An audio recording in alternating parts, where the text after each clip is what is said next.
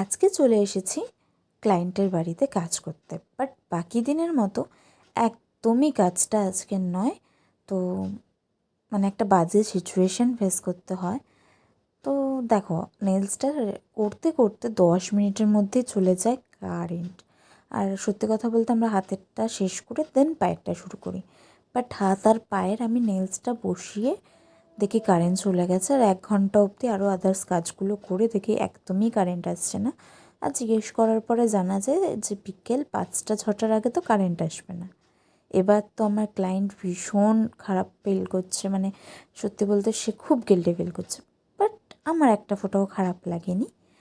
আমি বললাম যে দেখো, যদি তোমার কাছাকাছি কারোর রিলেটিভ বা ফ্রেন্ডসের বাড়ি থাকে তো চলো সেখানে গিয়ে আমরা করে নিতে পারি। কারেন্টটা চলে গেছে তাতে কোনো ব্যাপার না, ঠিক আছে, আমার যেহেতু সেরকম বুকিং নেই, আজকে 2টো বুকিং রয়েছে তো অসুবিধা হবে না।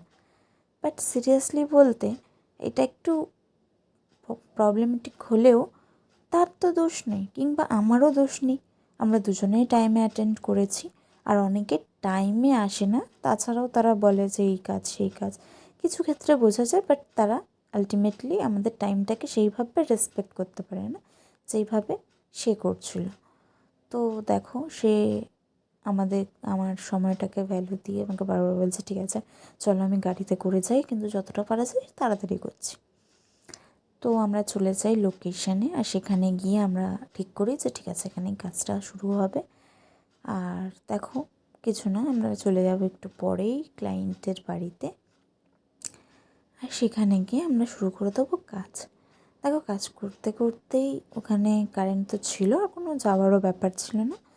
তো সেখানে একটা দিদি ছিল, ওই দিদিটা আমাকে কফি দিয়ে দেয়। আর দেখো, আমি নেলসটা করতে করতে ক্লায়েন্ট খুব খুশি হয়েছে যে এত বাজে সিচুয়েশান দিয়েও তুমি আমাকে এত সুন্দর নেলস করে দিয়েছো, তার জন্য অনেক থ্যাংক ইউ। এরকম বলছিলো, মানে সে যে আমার সময়টাকে রেসপেক্ট করছিলো, আমার খুব ভালো লাগছিলো। তো দেখো, নেলসটা হয়ে গেছে, তোমাদের কেমন লাগছে অবশ্যই জানিও। আর যারা যারা কন্ট্যাক্ট করতে চাও অবশ্যই করো।